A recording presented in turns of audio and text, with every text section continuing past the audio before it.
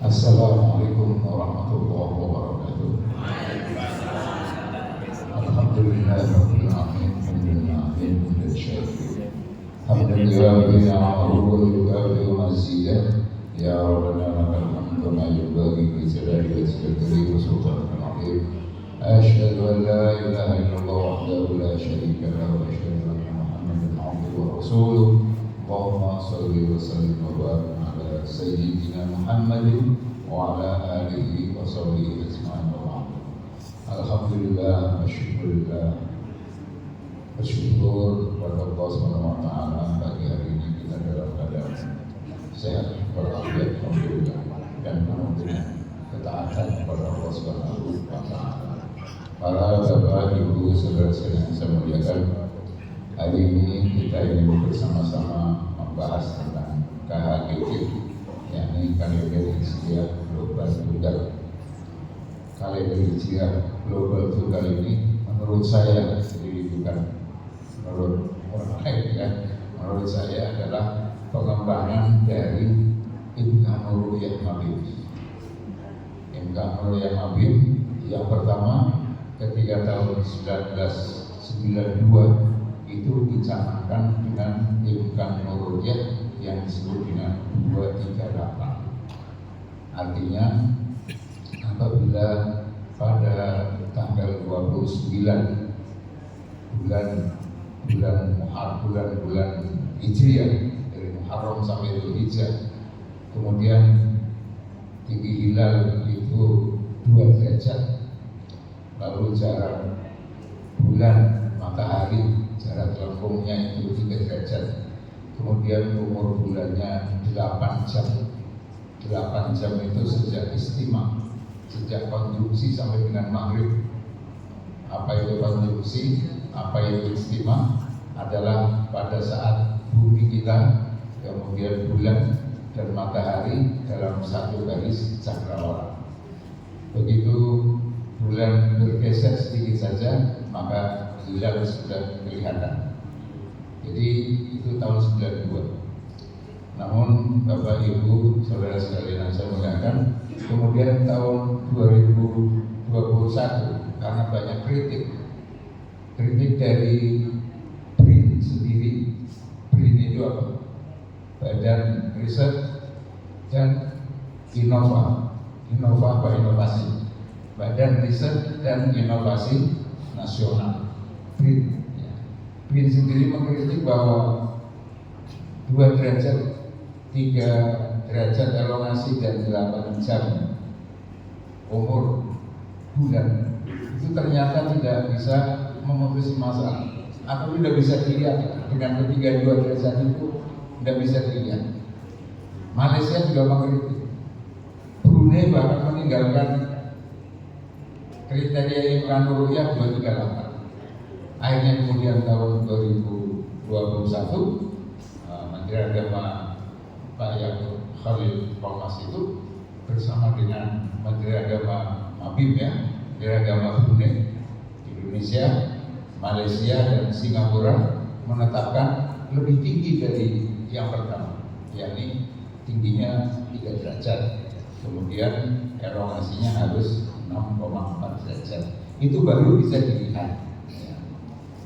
Jadi Bapak Ibu saudara-saudara yang saya muliakan, dengan kriteria Imkan Nurul ini kelihatan semakin praktis. Ibaratnya seperti kita menentukan waktu sholat. Sebenarnya kalau di dalam hadis yang kita ketahui kan, misalnya waktu zuhur, hadisnya menyatakan waktu zuhri idza zalat asy-syamsu wa kana dhillur rajuli katuri. Waktu zuhur itu apabila matahari sudah mulai condong ke barat sampai dengan nanti bayangan seseorang sama dengan tinggi orang itu baru habis waktu zuhur. Apakah kita kemudian setiap hari akan melaksanakan sholat zuhur lalu keluar ke halaman sana, ini sudah zalati syamsu belum, ini sudah tergelincir belum? Kan tidak begitu ya. Tinggal melihat, oh ternyata ketika dihisab, ketika dihitung, pada jam 11, belum sekarang 11.51 kalau nggak salah ya. Pada jam 11.51 itu sudah condong ke barat, ya sudah tidak perlu melihat matahari lagi, tinggal menggunakan jam. Ini juga sama. Manakala tingginya sudah 3 derajat, elongasinya jarak bulan ke matahari, jarak lengkungnya itu sudah 6 derajat, 6,4 derajat. Ya sudah, kalau begitu berarti besok itu harusnya tanggal 1. Nah, seperti itu. Apakah kemudian itu menafikan ru'yah? Oh tidak. Karena pada awalnya mendapatkan angka 238, mendapatkan angka 364, itu justru dengan ru'yah hilal. Ru'yah itu artinya observasi hilal, observasi bulan sabit pada setiap tanggal 29 bulan apa saja dari bulan Muharram sampai dengan bulan Dzulhijjah. Dan ini kelihatan praktis seperti ini. Dan kemudian ada aspek kesatuan dan persatuan. Apa aspek persatuan dan persatuan? Insya Allah ke depan, kalau memang semuanya sudah menggunakan KHBP ini, maka kemudian tidak ada pertentangan, misalnya wukuf di Arafah kan harusnya tanggal 9 Dzulhijjah. Di Indonesia masih tanggal 8 Dzulhijjah. Kan harinya berbeda. Kalau sudah pakai KHGT di Arafah wukuf, kita saum yomi Arafah. Harusnya begitu. Tidak ada lagi kemudian berbeda tanggal. Jadi seluruh dunia bisa sama. Kemudian ini merupakan lompatan historis ya. Jadi Bapak Ibu yang saya muliakan, bahwa KHGG ini sebenarnya bila kita pahami bersama, peristiwanya seperti penetapan arah kiblat dulu 100 tahun lebih yang lalu itu. Kiai Haji Ahmad Dahlan menyatakan bahwa kiblat masjid ketika kita akan sholat atau musola atau langgar gitu ya, itu harus benar-benar valid, harus benar-benar menghadap kiblat. Jangan sesukanya, si penting madhep mulan, Allahu Akbar, tidak begitu. Karena semakin ke depan pengetahuan itu semakin bisa dinikmati oleh masyarakat pada umumnya. Dulu ketika zaman Nabi untuk menetapkan arah kiblat itu sangat mudah, karena ya apalagi ketika Nabi ada di Mekah ya. Tapi ketika Nabi ada di Mekah, kiblatnya bukan Masjidil Haram tapi Masjidil Aqsa. Itu juga pada saat itu masyarakat sangat mudah karena petunjuk dari Nabi. Misalnya ketika masyarakat Yaman yang juga jauh dari Mekah akan menghadap kiblat, Nabi itu hanya mengatakan, coba lihat, itu ada gunung namanya gunung Tin apa itu. Apabila engkau melihat puncak gunung itu, di sebelahnya itu adalah Ka'bah. Nah, masyarakat Yaman melihat gunungnya jelas itu, ya, gunung Tin, Jabal Tin. Oh kalau gitu sebelahnya Ka'bah. Oh ternyata betul. Sampai sekarang pun apabila ditetapkan dengan Google Map umpamanya betul-betul menghadap kiblat untuk masyarakat Yaman, petunjuknya seperti itu. Jadi ketika dulu tidak diterima, bahkan langgarnya Kiai Haji Ahmad Dahlan dibakar begitu.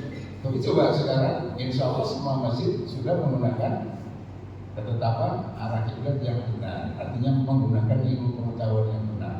Misalnya dengan yang Rasul Kiblat kemarin ya, mungkin pada lupa tanggal 16 Juli yang lalu itu kan harusnya Yaumu Rostil Kiblat, hari penetapan arah kiblat. Artinya pada waktu itu matahari tepat di atas Ka'bah, kira-kira pukul 16-18 menit, sehingga seluruh bayangan pada waktu itu yang ada di dataran bumi manapun, benda yang tegak lurus bayangannya pasti menghadap ke arah kiblat.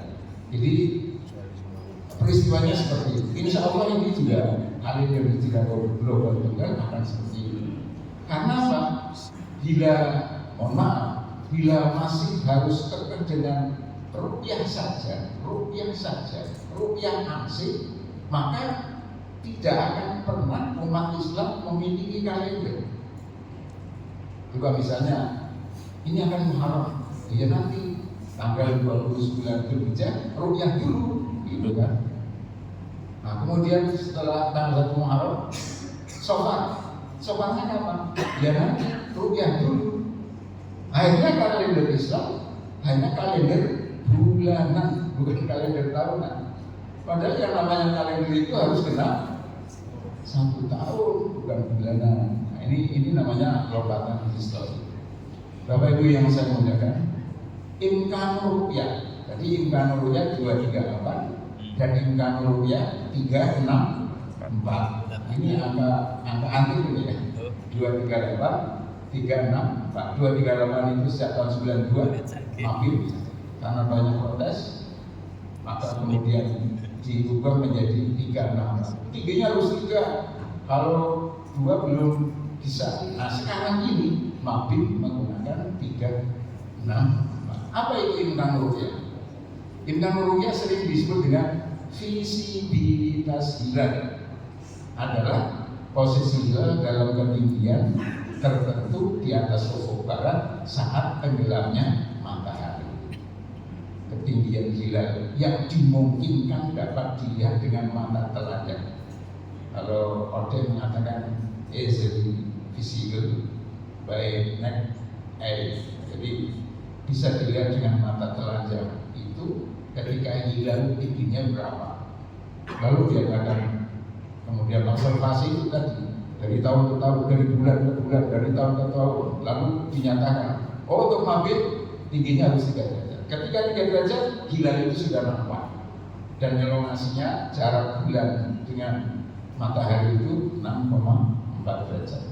Ini kriteria 238. Pertama ya dulu, tinggi hilal minimal 2 derajat, jarak bulan matahari 3 derajat, dan umur bulan 8 jam. Nah, kemudian ini kritiknya. Jadi BRIN sendiri, BRIN itu Badan Riset dan Inovasi Nasional. Ternyata tidak dapat mengakhiri masalah perbedaan dalam penetapan awal khususnya awal bulan Ramadan, Syawal dan Dzulhijjah. Ini BRIN sendiri yang mengkritiknya. Kemudian ini Zamri ini dari Malaysia, dia mengatakan sering dipertikaikan masyarakat antar anggota Mabim karena tidak munasabah.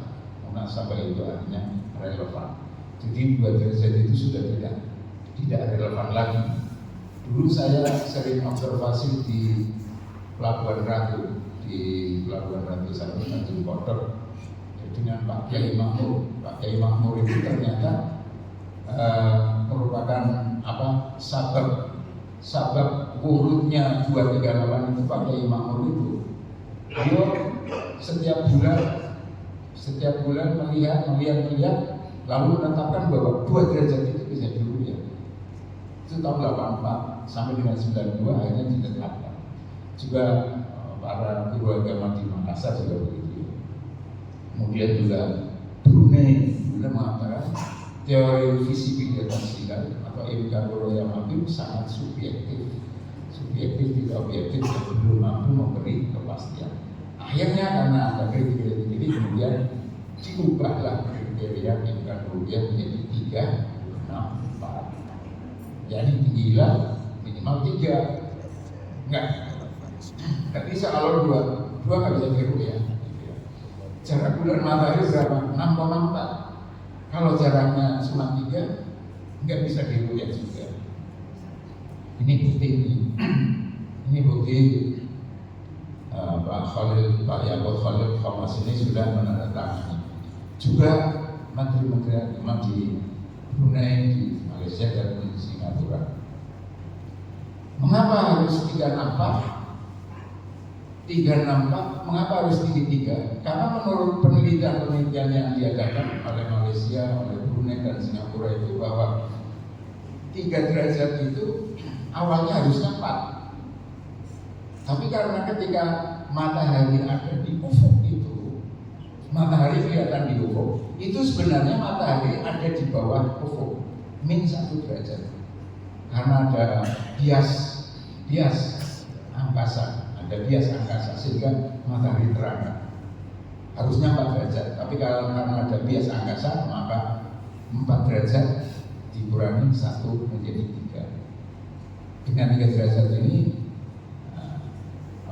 syafaqul ahmar itu bisa ditembus lah, bisa kita melihat meskipun ada syafaqul ahmar, tapi dengan tinggi 3 derajat kita bisa melihat. Mengapa 6,4? Ini adalah penelitian dari Audet, tadi yang kita sebutkan Muhammad Shaukat Audet dari Jordania.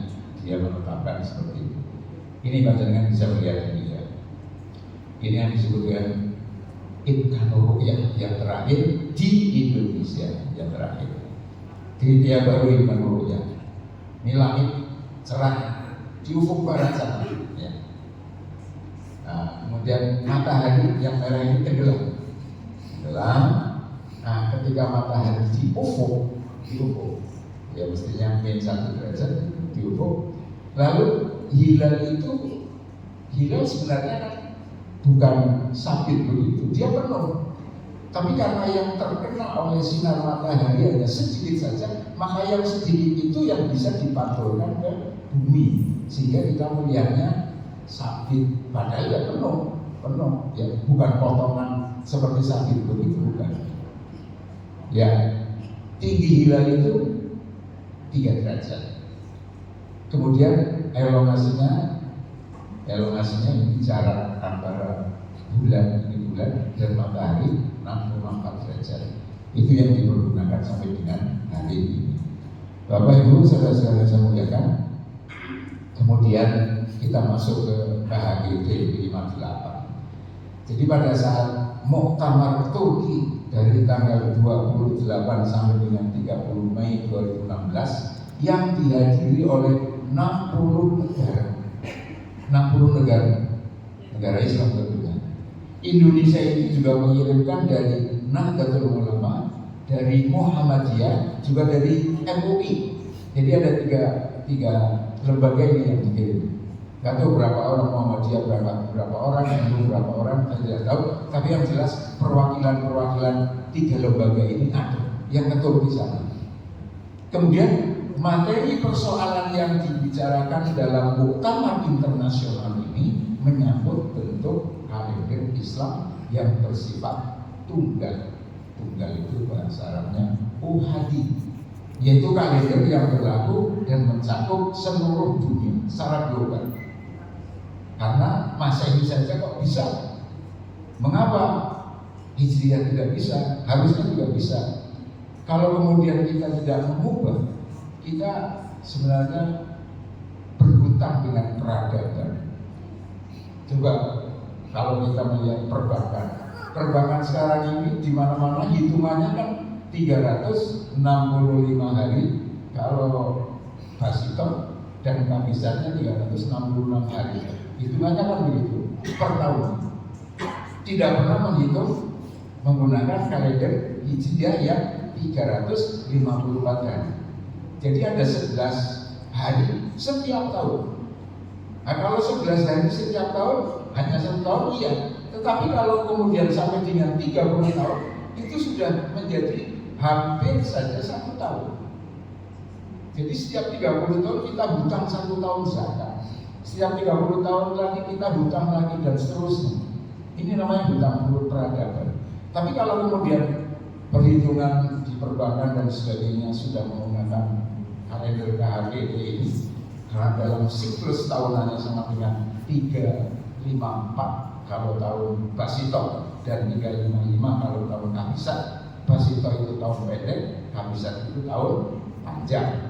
Ketika di Masehi, Februarinya menjadi 29 hari, itu Kamisat ya, untuk tahun-tahun yang bisa dibagi 4. Tapi untuk kalender Komariah ini dengan hitungan tersendiri. Jadi kaidah yang disahkan waktu itu adalah bahwa seluruh dunia dinyatakan memulai bulan baru secara serentak apabila telah terjadi imkanul ru'yah. Apabila setelah terjadi visibilitas hilal dimanapun, apabila telah terjadi di suatu tempat, hilal itu mungkin untuk bisa dilihat. Imkanul ru'yah itu artinya mungkin, sangat dimungkinkan hilal untuk bisa dilihat di belahan bumi manapun sebelum pukul 12 malam. 12 malam itu pukul 00.00. Jadi kalau sekarang ini dengan menggunakan ru'yatul hilal, dengan menggunakan maghrib, pergantian hari itu pada saat maghrib. Tapi untuk kalender hijriah global tunggal, karena mengglobal ini, maka pergantian harinya pukul 00.00 atau itu WIB ya, pukul 00.00. Jadi pada saat pukul 00.00 itu baru pergantian hari. Karena kalau kemudian menggunakan maghrib itu nanti lokal lagi, nanti akan menjadi lokal lagi. Artinya di Indonesia sudah maghrib, tapi di Mekah kan nanti 4 jam kemudian, ya. Ketika kita jam 17.51 sudah maghrib, di sana belum, 4 jam kemudian nanti maghrib. Nah ini kalau menggunakan pergantian harinya pada saat maghrib, sehingga diubah menjadi pergantiannya itu pada pukul 00.00 dengan ketentuan tinggi bulan di atas horizon atau tinggi bulan minimal 5 derajat, elongasi minimal 8 derajat. Nah ini berarti disebut dengan imkanul ru'yah 58. Jadi ada 3 imkanul ru'yah ya. Pertama, menurut sejarah, pertama imkanul ru'yah 238, kedua 364, yang ketiga ini 58. Jadi sesungguhnya KHGT ini pengembangan dari imkanul ru'yah MABIM yang ada di Indonesia. Kalau MABIM itu hanya berlaku untuk 4 negara saja, tapi kalau KHGT ini berlaku untuk seluruh dunia. Demikian dulu Pak Roy, ini bisa kita tanya jawab barangkali itu sudah hampir 30 menit. Silakan.